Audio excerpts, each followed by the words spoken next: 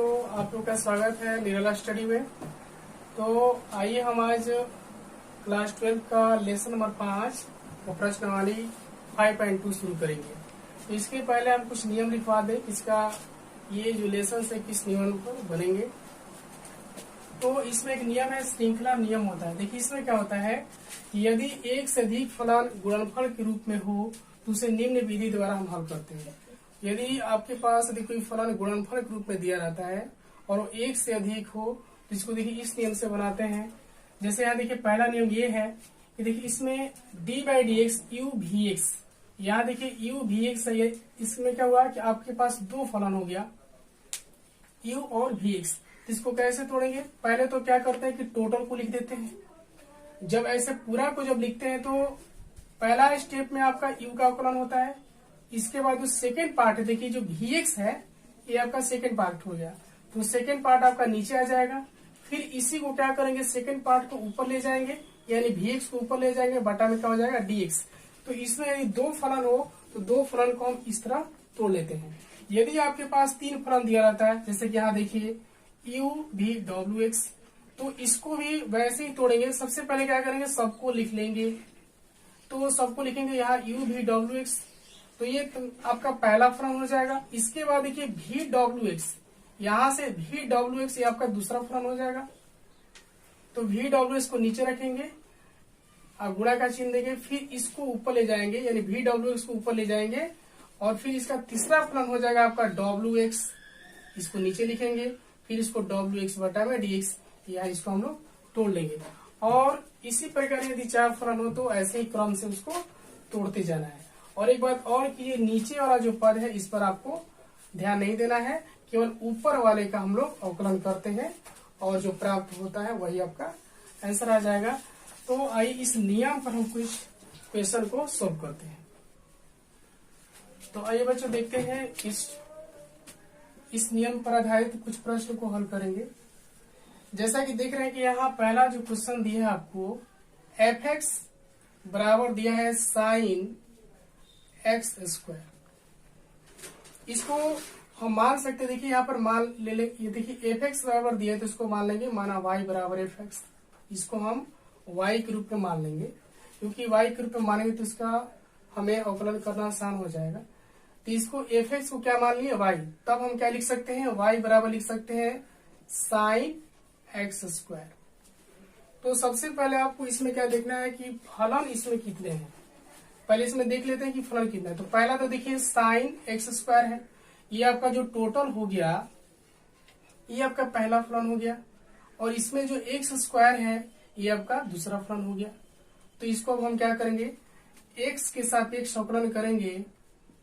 x के सापेक्ष अवकलन करने पर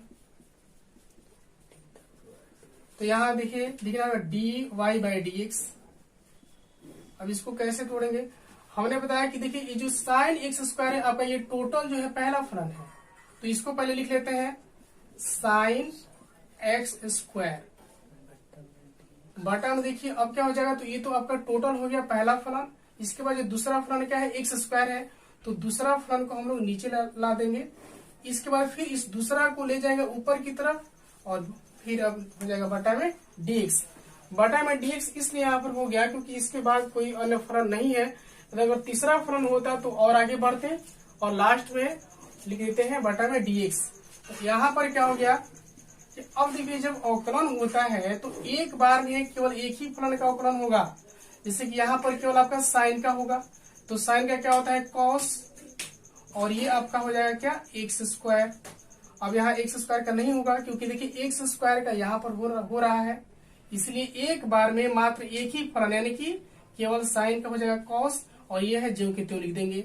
अब यहाँ पर देखिए x² का क्या होता है, तो x² का सूत्र होता है x के पावर 2-1 बटा में 2-1 सूत्र से, जैसे कि आपको पता है कि d के पावर सॉरी यहाँ पर हो जाएगा 2x के पावर 2-1, या देखिए x के पावर n बटा में dx का होता है n x के पावर n-1। यहाँ पर हम लोग ऐसे लिख लेंगे 2x के पावर 2-1 इस सूत्र के अनुसार। तो ये हमारे पास हो गया क्या, cos x² इंटू 2x दो में से घटेगा तो 1, यानी कि हमारा आंसर आ गया cos x square into 2x।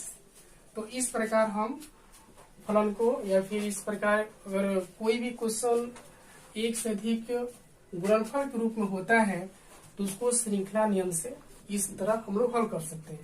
इसी प्रकार देखिए दूसरा और तीसरा क्वेश्चन को भी हल करेंगे। तो आइए बच्चों देखते हैं क्वेश्चन नंबर 2। इसमें देखिए y बराबर दिया है tan 2x प्लस 3। तो यहाँ पर x के सापेक्ष अवकलन करेंगे। x के सापेक्ष अवकलन करने पर तो क्या हो जाएगा dy by D X equal to, यहाँ देखिए d, इसमें भी आपके पास दो ही फलन है। ये आपका टोटल हो गया पहला फलन, और यहाँ जो नीचे दिया 2x प्लस 3 जो है ये आपका ये दूसरा फलन हो जाएगा। तो सबसे पहले हम क्या करेंगे, टोटल लिख देते हैं tan 2x प्लस 3 बटा में अभी दूसरा फलन क्या है 2x प्लस 3, तो इसको हम नीचे ला देंगे, फिर इसको हम ऊपर ले जाएंगे, 2x प्लस 3 को ऊपर कर लेंगे और बटा में हो जाएगा dx। अब यहाँ पर क्या हो जाएगा, हमने बताया कि एक बार में एक ही क्या हमें अवकलन करना है। तो यहाँ tan है, tan का अवकलन होता है सेक स्क्वायर, यानी कि हो जाएगा सेक स्क्वायर, और वहां लिख देंगे 2x प्लस 3 इंटू। अब देखिए यहाँ पर क्या है कि प्लस में है, तो इन दोनों में इस तरह कर सकते हैं इसको, ये दो कॉमन, यहाँ दो क्या है कांस्टेंट, तो दो को बाहर करके dx बाई dx कर लेंगे और प्लस d3 बटा में dx, इसको इस प्रकार तोड़ सकते हैं। तो हमारे पास क्या आ गया sec square 2x plus 3 into 2, और dx बाई dx का हो गया आपका 1, और किसी कांस्टेंट का जो अवकलन होता है क्या शून्य होता है। तो क्या आंसर आ गया 2 सेक स्क्वायर 2x प्लस 3। ये आपका क्वेश्चन का हल हो गया, ये आपका आंसर है। तो देखते हैं क्वेश्चन नंबर 3 को। देखिए इसमें क्या है कि इसमें आपके पास देखिए कितने फलन है। तो पहला तो देखिए टोटल हो गया आपका, ये टोटल हो गया पहला फलन। इसके बाद देखिए ये आपका पहला फलन हो गया, जो सबको ले लेंगे ये पहला फलन हो जाएगा। इसके बाद ये जो है cos x स्क्वायर, ये आपका हो जाएगा दूसरा फलन, और इसमें का जो केवल बच गया x स्क्वायर, ये आपका हो जाएगा तीसरा फलन। तो हम यहाँ पर देख रहे हैं कि इसमें 3 फलन है। तो इसको देखिए कैसे तोड़ेंगे, देखेंगे यहाँ x के सापेक्ष अवकलन करने पर तो dy बाई dx बराबर, पहले तो हम टोटल को लिख लेते हैं। देखिए d sine cos x square, जब हमारा पहला फलन होगा तो उसमें क्या करते हैं कि टोटल को पहले हमें लिखना है, ये टोटल को यहाँ पर लिख दिए। इसके बाद हमें सेकंड जो फलन है नीचे आएगा, तो सेकंड फलन क्या है cos स्क्वायर x, तो इसको नीचे लिख देंगे cos square cos x square लिखेंगे। इसके बाद देखिए यहाँ पर d cos x स्क्वायर ऊपर जाएगा, यानी कि दूसरा पार्ट ऊपर चल जाएगा। अब नीचे आएगा इसका तीसरा पार्ट, तो तीसरा फलन क्या है देखिए x स्क्वायर है, तो यहाँ हो जाएगा d x स्क्वायर, फिर ये ऊपर ले जाएंगे dx स्क्वायर को, तो बटा में अब क्या हो जाएगा dx। तो इस प्रकार हम इसको तोड़ लेंगे। अब क्या है कि हमने बताया कि एक बार में मात्र एक ही फलन का अवकलन करना है। तो यहाँ पर देखिए केवल साइन का होगा, तो साइन का हो जाता है cos, और ये जो है आपको ज्यों के त्यों लिख देना है cos x स्क्वायर। इसके बाद देखिए यहाँ पर है cos का होता है माइनस साइन